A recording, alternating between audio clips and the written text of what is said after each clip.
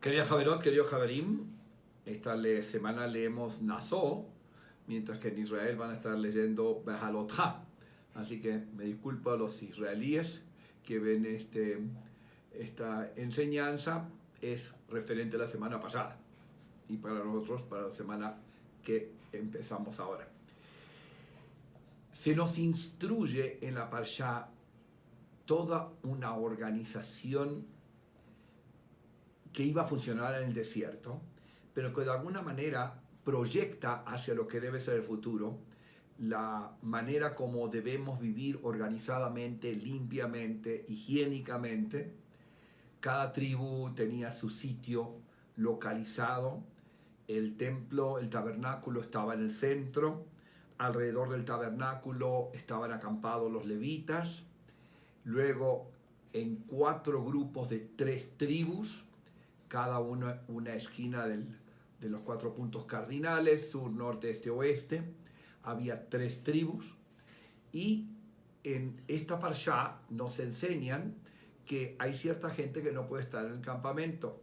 Si hay ciertas enfermedades, tzarúa o zav, un tipo de lepra espiritual, un tipo de flujo que tiene flujo incontrolable, deben sacarlos del campamento como para que no se contagie el resto de estas enfermedades o de esta situación no saludable. Y había que sacarlo hasta que se estuviera recuperando. Es decir, que la cuarentena de aquel tiempo no era en su propia carpa, sino la cuarentena era sacándola del campamento. Ahora, interesante que tan temprano en la existencia de nuestro pueblo ya se tenía en cuenta que hay que evitar ciertas enfermedades que suelen suceder. Los rabinos explican porque era una persona que hacía mucho la Shonará, pero sin entrar al detalle de la causa, no había que permitir el contagio. Y eso era muy estricto. ¿Quién hubiese pensado que en nuestra generación tenemos que pasar por un proceso similar? Lógicamente que a nosotros no nos mandan fuera de la ciudad, a nosotros nos mandan a cuarentenar en nuestros propios hogares, pero la semilla de la idea está acá, que hay situaciones donde no debemos tener contacto social para evitar la transmisión de ciertas situaciones irregulares. Y todo lo que pasaba en el desierto, si durante 40 años, una experiencia de mucha gente que funcionó ordenadamente, es decir, que la importancia que se le daba al ordenamiento y estar cada cosa en su sitio. En la historia de nuestro pueblo,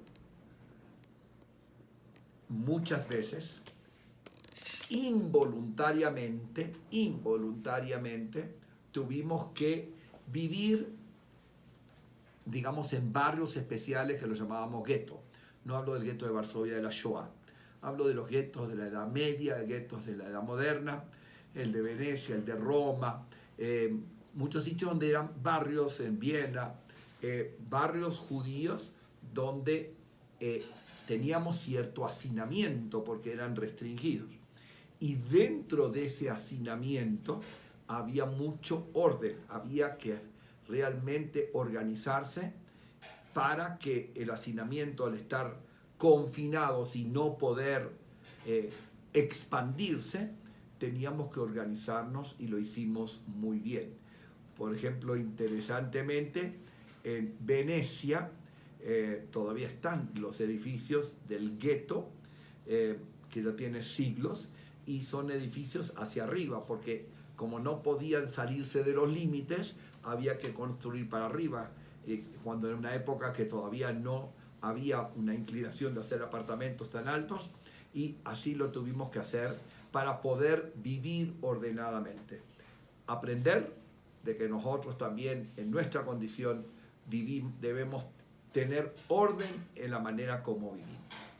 Shabbat Shalom Umevorach.